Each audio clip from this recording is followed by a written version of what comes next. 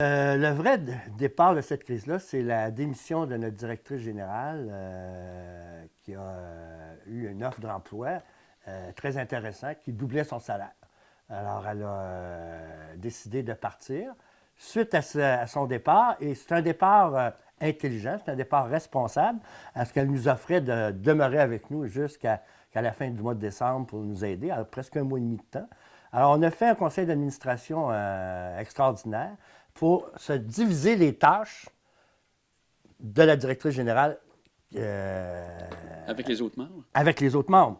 Et ce soir-là, chacun a pris des tâches. Madame Lavoie a pris les communications et les analyses d'eau. Marie continuait avec les comptes à payer et l'achat local. Martin Vaugeois, et une décision qui était presque conseil d'administration là aussi, c'était de mettre fin à l'aventure de l'achat local au 31 décembre et de changer la plateforme en bottin, c'est-à-dire de renvoyer les gens qui allaient à la plateforme à leur site Internet pour faire le propre commande. Presque 80 des gens qui étaient sur la plateforme avaient un site à eux où on pouvait faire des commandes en ligne. Et c'était houleux. Ça n'a pas été un conseil d'administration facile. Parce que le départ de la directrice générale a créé, c'était comme une bombe. C'était comme, c'est ça, elle nous abandonne. Elle ne nous abandonne pas. Elle prend un autre emploi. Il n'y a personne qui est obligé de garder un emploi. Et je trouvais aussi que c'était, comme je disais tantôt, très responsable de rester avec nous presque 6 semaines pour faire la continuité, le temps. Et on savait très bien aussi que est-ce qu'on avait les moyens d'avoir une directrice générale à plein temps? Ça faisait partie des discussions et des interrogations.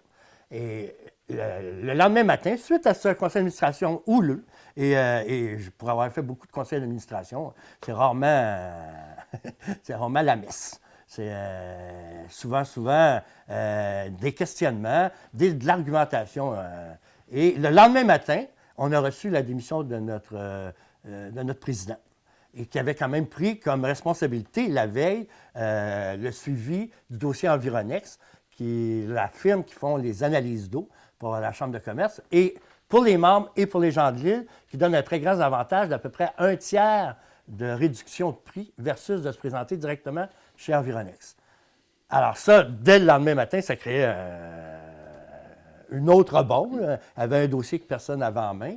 Ensuite, l'ex-trésorier, Martin Vaugeois, qui était responsable à l'époque de l'achat local, dans cette semaine-là, a dit non, moi, j'ai démissionné au conseil d'administration. Je dis, on n'a pas ça. Oui, ben, c'est parfait. Donc là, on avait une deuxième démission et une troisième qui est venue suite à ces disputes-là d'un autre membre du conseil d'administration qui n'aimait pas les disputes. Et ça aussi, j'ai vu ça souvent dans ma vie dans les conseils d'administration. Et ça, dans le temps, M. Blanchette, ça remonte en décembre 2021? C'était le 11 novembre 2021. Alors là, on s'est retrouvés, que moi et Sylvie, qui est mon épouse, et qui était au début, quand Sylvie est arrivée au conseil d'administration, c'était une très bonne nouvelle que Sylvie arrive. Sylvie s'occupait des communications. La directrice générale était très heureuse de ça. Il n'y avait personne qui avait vraiment pris le dossier communication de la Chambre. Alors, on a remis en marche notre chronique porte-voix dans le journal Autour de l'île. Alors, il n'y avait pas de problème qu'on était des époux. Et là, tout d'un coup, c'est devenu un problème. Là, c'était, oui, la Chambre a été prise par M. Blanchette, Mme Lavoie, qui sont des époux, qui restent à la même adresse. Et moi, comme j'ai dit à M. Cochrane lors de notre première rencontre des membres en réseautage, moi, j'aurais été le premier à dire, ben moi aussi, je vais m'en aller. Là, mais si moi et Sylvie, on partait. Il y aurait des solutions à ce moment-là? Ou Non, il n'y avait pas personne. Il n'y avait personne. La clé était dans la porte et la chambre fermée. OK. Fait que là, on a pris à bout de bras toutes les responsabilités de tout le monde. Sylvie a fait les analyses d'eau et est arrivé, c'est très important, ça, ce bout-là aussi, au conseil d'administration du 11. C'est sûr que Sylvie et Marie prenaient la responsabilité de faire, Sylvie, 30 heures par mois et Marie, 20 heures par mois, mais ils ne le faisaient pas bénévolement. Dans un conseil d'administration de chambre de commerce, les administrateurs n'ont pas le droit de recevoir de salaire. Alors, c'est pour ça qu'on voulait changer le règlement numéro 19 de la Chambre jusqu'à l'Assemblée générale annuelle, de permettre à ces deux personnes-là de recevoir un salaire pour leurs heures travaillées, parce que ce n'était pas du travail d'administrateur, c'était vraiment du travail clérical, directement relié au poste de la directrice générale, et qui, quand même, sauvait presque 50 du salaire de la directrice générale en payant ces deux personnes-là. La directrice générale, voyant que là, on était dans la misère, et qu'il y avait quand même si elle avait pris un nouveau poste, la Chambre de commerce à cœur, elle a décidé de devenir membre de la Chambre de commerce et de prendre un poste au conseil d'administration. Ce qui a fait qu'on était 3. Et là, on a pu se diviser vraiment les tâches avec le savoir-faire de tout le monde. Sylvie a pris tout ce qui était courriel, analyse d'eau, Marie, les comptes à payer, les comptes recevables, et moi, toute l'intendance qu'il y avait autour de la Chambre. Et on a fait un conseil d'administration extraordinaire à 3. On a changé ça en cellule de crise et on a préparé un plan de sauvetage. Et ce conseil-là est arrivé en début janvier Non, dernièrement? ce conseil-là est arrivé le 8 décembre. OK. Suite à ça, il y a plein de résolutions qui ont été prises pour amener la Chambre à son assemblée générale annuelle qui est prévue 4 mois après la fin de l'année financière. Ce qui nous amène fin janvier. Fin janvier, début février. On a convoqué. Et avant, je suis allé rencontrer la haute direction de la Fédération des chambres de commerce du Québec pour présenter ce plan. Est-ce qu'il était correct? Et pour nous faire dire, on ne peut pas vous aider plus, c'est ça ou vous fermez. Et le monde, ah oui, c'est parce que tu veux devenir président. Moi, je ne veux pas devenir président. Je suis très bien dans mon rôle de secrétaire. Et s'il y a une chose que je ne veux pas, c'est être président de la Chambre de commerce. Et même aujourd'hui même, ce que je voudrais, c'est être pas à la Chambre de commerce avec tous les problèmes que ça l'entoure. On a convoqué le 19 décembre une assemblée générale spéciale pour le 4 de janvier. Et dans les règlements de la Chambre, ça prend 5 jours ouvrables pour convoquer une assemblée générale spéciale. Fait que du 19 au 4 janvier, il y avait 3 semaines, on était dans un délai et tout. Le 3 janvier, la veille de l'assemblée générale spéciale, on a reçu des courriels d'un peu partout en disant « On n'a pas ouvert nos courriels pendant le temps des fêtes. Vous voulez... » Alors, on avait toujours l'odieux d'être ceux, les mauvais, quand on essayait de faire bien. Ça c'est difficile, très, très difficile. Alors, on a changé la date. On a remis ça à mardi, qui était mercredi le 12. Le 12. Et là, curieusement, 20 membres étaient présents. Et là, quand on parle de 20 membres, c'est vraiment de la Chambre de commerce. De la Chambre de commerce. C'est-à-dire observateurs liés à la Chambre de commerce et membres en règle de la Chambre de commerce. Pour participer à la réunion, il fallait être membre en règle. Dans le moment, on a 60 membres en règle. C'est-à-dire qu'il y avait un tiers des membres qui étaient présents. Et ces gens-là pouvaient voter sur le plan d'urgence. Voilà. Alors, on a présenté notre plan d'urgence, on a expliqué, et c'est dur, c'est vrai que c'est difficile pour le monde qui était là d'expliquer une année en Zoom de tout ce qui s'est passé et des rumeurs qui circulaient partout sur l'île. Mais le plan était très, très clair, et dans ce plan-là, c'est pas genre Yves et Sylvie prennent le contrôle de la Chambre, c'est pour faire le travail du mois de novembre jusqu'à la fin janvier et amener ça à l'Assemblée générale annuelle, ou l'Assemblée souveraine, et que les membres prendront la décision de faire ce qu'ils veulent, dont, minimalement, être 11 membres à la Chambre. Et ça, c'est le minimum. Le minimum requis par la loi Industrie et Commerce Canada, dont on n'était pas en règle depuis plusieurs années. Okay. Donc, 11 membres du conseil d'administration et pas seulement 11 membres dans la Chambre de commerce. Alors, ça prend 11 membres. Et même en fouillant, ce qu'on n'avait pas fait, dans les règlements généraux de la Chambre de commerce de l'île d'Orléans, ça prend 15 membres. Okay. Dans nos propres règlements. Alors, ça fait très longtemps qu'on n'a pas été 15 membres à la Chambre. Et ça, c'est à la Fédération qu'on nous a dit qu'on était illégal. Quand j'ai rencontré la haute direction de la Fédération, on m'a dit « M. Blanchette, là, 6 membres, là, vous n'êtes pas légal. Là. » Et là, je me suis dit, il faut travailler fort, là. Il faut arrêter de se disputer. Il faut travailler, il faut avoir de la prospective. Il faut dire, et comme disait, j'ai bien aimé le titre de M. Cochrane dans le journal Autour de l'île, on est à la croisée des chemins.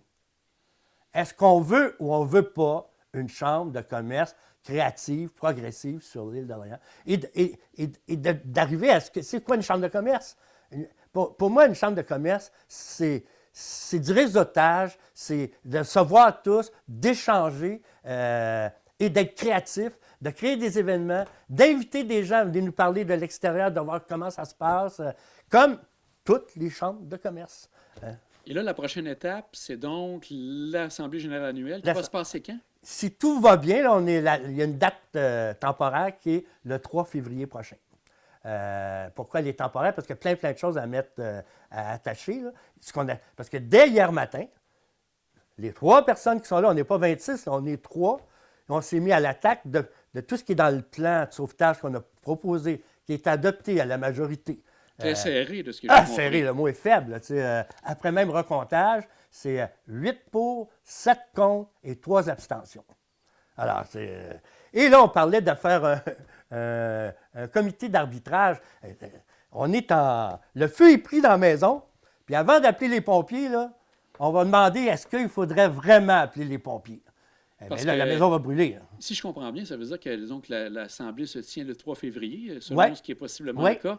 Donc, si vous n'avez pas ces 11 membres-là, c'est dissous carrément. C'est ça. C'est pas bien compliqué. Alors, il y a 3 avenues. Soit ça continue, soit c'est dissous, ou soit on fusionne avec une autre chambre de commerce. Et les chambres de commerce qu'il y a dans le coin, ben c'est Québec seulement, là. Et c'est parce que, tu sais, il n'y a pas d'autre avenue. Tu sais, on ne peut pas faire ci ou faire ça ou faire ça. C'est des lois. Et quand moi et Sylvie, on est arrivés à la Chambre de commerce, on n'a pas mis à fuir, on a pris notre rôle de conseil d'administration. Et il y avait du monde qui était là avant, et nous, on s'est fiés à eux. Mais là, depuis 2 mois et demi, on fouille. Tous les dossiers, moi, je me suis permis de passer les dossiers depuis 2011. À travers tous les dossiers qui sont là, tout ce qui s'est passé à la Chambre et tout. Et c'est pour ça qu'on est à la croisée des chemins. Avec cette entrevue qu'on fait présentement avec vous, est-ce qu'il y a des éléments que vous demandez aux membres qui sont actuellement de faire pour éviter peut-être justement cette distorsion? Moi, je pense que suite à la réunion, et ce que j'ai dit à l'Assemblée générale extraordinaire, tu sais, il y a eu des chicanes. Le monde a lancé des roches. Et ce que j'ai trouvé le plus triste, c'est les démissionnaires qui sont les arrêteurs. Mon grand-père disait, quand tu es sur le bateau et qu'il y a des problèmes sur le bateau, tu ne quittes pas le bateau pour lancer des roches sur le bateau. Tu restes dans le bateau. C'est ce que vous sentez? Ben oui, c'est ça que je sens. Et tout le monde reste sur le bateau, puis on sauve le bateau, puis on se lancera des roches quand le bateau sera sauvé. Pas pendant qu'il coule. Et là, dans le moment, c'est ça qui est difficile, c'est qu'on travaille très, très fort et on sent que les anciens, ceux qui sont partis, il y avait juste à rester dans le conseil, puis on argumente. On est des adultes, là, on n'est pas obligé d'être d'accord tout le temps. Alors là, ils sont à l'extérieur, puis ils tirent le tapis. Alors, c'est fini ça pour moi. Là, si on veut une chambre, ça c'est le passé. Là, il faut travailler sur l'avenir. Et comme je disais à l'Assemblée générale spéciale, tous les membres, vous avez à... Si vous ne pouvez pas, trouvez-en. Il y en a plein. On en a 125 potentiels. Ça ne se peut pas. Et vous en aviez 60. Là, et on en a 60 en règle. Ça ne se peut pas que sur 125, il n'y ait pas 11 personnes qui n'ont pas 4 heures par mois. J'ai l'impression d'être à Radio-Canada et Patrice Roy n'a pas fermé son cellulaire. Excusez, il n'y a pas de problème. Mais donc, là, le cri du cœur que vous dites, c'est impliquez-vous. Avis de recherche. C'est vraiment ça. Il faut 11 membres. Et s'il n'y a pas 11 membres, cette soirée-là à l'Assemblée générale annuelle, bien, premièrement, moi, mon mandat va être terminé. Parce que ces 3 derniers mois ont été très difficiles émotivement, au niveau du travail. Quand on est allé à la Chambre de commerce, c'était pour faire 4 heures par mois. Et là, on est rendu qu'on en fait, c'est lui en en fait 15 par semaine, et moi, j'en fais 15 par semaine. C'est pas ça, là.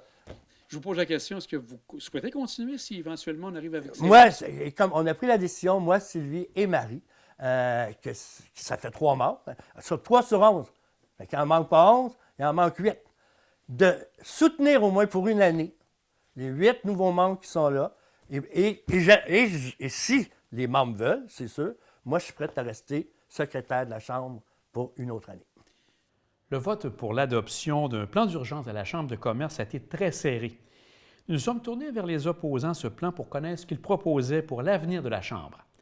Nous avons rencontré à cette fin M. Vincent Paris, qui est entrepreneur et ancien président de la Chambre de commerce. Je suis en compagnie de M. Vincent Paris. M. Paris, on va parler maintenant de ce qui se passe actuellement à la Chambre de commerce de l'île d'Orléans. C'est venu comment actuellement la situation qu'on vit présentement, selon vous? Eh bien, moi, je suis plus dans le conseil. J'ai fait essayer de faire un virage numérique là, il y a quelques années avec l'achat local, avec Yannick Tremblay de la Caisse, avec Martin Vaugeois. On avait repris le conseil. On voulait remettre ça un peu sur les rails, en fait. Redonner une mission à la Chambre de commerce qui était vraiment celle de communauté. Là. Mais de fil en aiguille, les projets nous ont avalés, je pense, les projets de l'achat local qui est devenu gros, les projets d'analyse d'eau qui ont toujours été comme une épine là, dans le pied de la Chambre. Donc, de fil en aiguille, je pense que on a réussi à construire un bon conseil. Tu sais, à mon départ, il y avait quelque chose de dynamique, il y avait des projets, il y avait de l'argent, c'était le fun.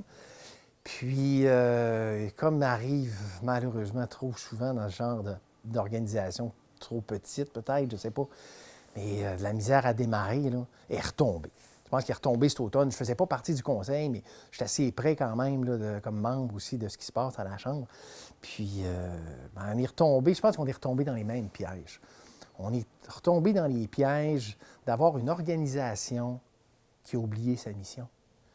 Celle qui a oublié pourquoi elle était là. Pourquoi une chambre de commerce? De revenir à la base, selon vous? C'est le temps. Là. Je pense que c'est vraiment le temps. C'est un appel, je pense, qu'on va faire à tous les commerçants à l'île, là. Petits, gros, agriculteurs. Une chambre de commerce, c'est pour qu'on se jase, pour qu'on se fréquente, pour qu'on ait du fun, pour qu'on se voit, pour qu'on échange sur l'emploi, qu'on échange sur la culture, qu'on échange sur l'environnement, qu'on voit ensemble qu'est-ce qu'on peut faire, puis qu'on ait du fun à le faire. Puis là, l'analyse d'eau, qui était une source de revenus pour la Chambre de commerce depuis que le tourisme, en fait, a été pris par la MRC. Mais je pense que c'est un mal nécessaire de l'enlever, ça. Parce que ces revenus d'analyse d'eau sont là pour justifier l'embauche d'une ressource qui va nous aider dans notre mission. Mais c'est tellement prenant qu'on n'a plus le temps, cette ressource-là, plus le temps de mettre du temps sur ce qu'est la Chambre de commerce, avec des analyses d'eau. Selon vous, c'est comme un cercle vicieux qu'on vit. Donc, on est en train de le vivre. Puis on l'a essayé plusieurs fois. On l'a essayé avec différentes personnes, différentes coordonnatrices, directeurs généraux, etc. Puis on vient tout le temps dans cette problématique-là. Une organisation, c'est une business, ça, faire de l'analyse d'eau. Ça devrait être sorti de là. Tu sais, c'est pas le rôle d'une chambre de commerce.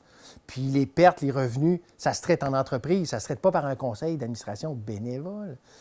Quand il n'y a pas de paramètres comme une organisation fait, puis c'est lousse, il y a toujours de la triche. Il y a toujours du monde qui veut s'en mettre dans les poches parce que les cadres ne sont pas là, le boss n'est pas là. Le boss n'est pas là. Donc, la mission n'est pas claire. Donc là, ça chire tout le temps. Puis c'est ça qui est dommage. C'est arrivé avec... puis c'est encore arrivé avec l'achat local, qui était une super idée au début. Quand j'ai levé le plaque, je disais, au début, c'est arrivé d'un projet, on voulait que la Chambre de commerce parraine un peu des suffixes .io. Tu sais, sur Internet, on a acheté des noms de domaine .io. Alors, tu sais, tigidou.io, tu sais, toutes les saveurs.io. Donc, ça aurait pu vraiment être quelque chose de le fun, porteur, mais peut-être un peu à mon montant, ça a été mal compris, parce que c'est un peu compliqué. En tout cas, pourtant, c'est simple. Bref, on n'était pas prêt. Mais quand la pandémie arrive, achat local, bien, écoute, on va sortir achatlocal.io. Avec mon webmaster Stan, on part ça, puis le conseil embarque, puis ça marche. Ben oui, c'est devenu trop gros. Le cheval s'est emballé. Là, la personne responsable voulait facturer. Mais là, on a perdu le contrôle parce qu'il n'y a pas de patron. Parce qu'il n'y a pas... C'est pas le rôle de la Chambre de commerce, faire parrainer une entreprise d'achat local. Donc, quand il n'y a pas de patron, là, c'est bien compliqué. Donc, je pense que la Chambre de commerce doit revenir à sa base honorifique, juste pour qu'on ait du fun. Les réseaux sociaux sont là pour nous permettre de communiquer aux gens. Ça n'a pas besoin d'avoir des charges. Ça n'a pas besoin d'avoir des directeurs généraux pour l'instant. Il faut revenir. Pourquoi ça existe, une chambre de commerce. Donc, la prochaine année, c'est vraiment de reconsolider, on pourrait dire, cette base-là avant de penser à oui, c'est ça. Des gens. Avant de penser à commencer à organiser une entreprise pour des revenus.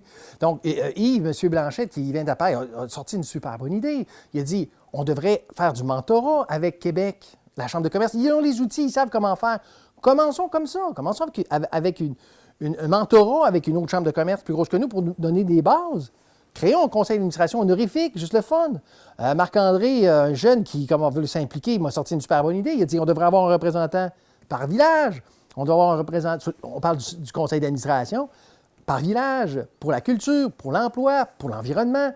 Puis chacun amène ses idées, puis on a du plaisir à le faire autour d'un café. On n'a pas besoin de payer un local, d'une ligne téléphonique. On n'a pas besoin de payer des frais pour faire ça. On est juste ensemble pour pouvoir en discuter, parrainé par une chambre de commerce plus grosse, soit Côte-de-Bropé, soit Québec, ou un représentant de l'île d'Orléans et siège aux chambres de commerce qui nous mentorent pour nous amener des idées, nous amener ce qui se passe, divulguer l'information, sortir les analyses d'eau. Si quelqu'un veut prendre l'entreprise puis faire ces petits revenus-là, je pense que c'est approprié, mais c'est plus le rôle d'une chambre de commerce. C'est plus le rôle non plus d'avoir un achat local, un site transactionnel d'achat local. C'est une business en soi, ça aussi.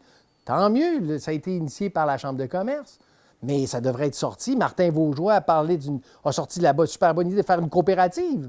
Faisons une coopérative. Une coopérative, c'est fait pour ça, ce genre de projet-là. Tu sais, la chambre de commerce a initié des belles choses, hein? Depuis 1978, la toune de Félix, là, qui était le tour de l'île, c'était une commande de la chambre de commerce pour faire connaître l'île d'Orléans. C'est pas magnifique? Est-ce qu'on devrait essayer de réfléchir à toucher une cote à chaque fois que ça joue? Non! Une chambre de commerce, c'est pour initier des beaux projets. Mais il faut essayer d'arrêter de faire de l'argent avec ça, là. Ça n'a pas de bon sens. Il faut arrêter d'essayer de faire de l'argent avec la chambre de commerce, s'il vous plaît. Puis je demande à toutes les entreprises, petites, grosses, les cultivateurs, il y a un AGA qui s'en vient, là. Il faudrait être là. Membre ou pas membre, c'est pas grave. C'est pas fermé, c'est pas un club fermé, ça, là. Donc, branchez-vous, venez écouter, vous parlerez, puis vous lèverez la main si vous êtes membre. Mais au moins, essayez de... Il faut redynamiser ça. Là. Puis, tu sais, le temps, là. Tu sais, on est en pandémie, on peut se brancher, c'est facile. Et donc, M. Paris, ce que vous voyez, c'est que l'Assemblée générale, la prochaine, va être déterminante. Et là, vous invitez, comme vous dites, les gens à venir en parler puis trouver des solutions ensemble. Ça serait tellement le fun. Plutôt que d'être en circuit fermé et que chacun rêve avec son idée. Mais là, c'est de remettre tout ça ensemble. Essayez de voir, mais surtout les bases, là, je reviens, il faut que ça soit une chambre de commerce. Le fun, c'est les gens qui ont du fun ensemble. Il ne faut pas que ce soit un conseil d'administration qui essaie de gérer des revenus, dépenses d'un salaire, là. Ça ne fonctionne pas, je vous jure. Alors, coopérative pour l'achat local, on sort l'analyse d'eau, puis on va s'asseoir en mentorat avec une gang qui savent comment ça marche. Puis, regarde, il faut avoir du fun. Il faut que ça reste petit guidou. Bien, le message est clair. Merci, M. Paris. Ça me fait plaisir. Merci beaucoup. On souhaite bonne chance et on souhaite longue vie à la Chambre de commerce de l'île d'Orléans. Comme vous le constatez, M. Paris et M. Blanchette souhaitent bien sûr la survie de la Chambre de commerce de l'île d'Orléans et invitent les entrepreneurs de l'île d'Orléans à venir se manifester lors de la prochaine Assemblée générale annuelle de la Chambre qui se tiendra le 10 février prochain. Et si vous désirez vous présenter comme administrateur, eh bien, vous avez jusqu'au 8 février pour le faire.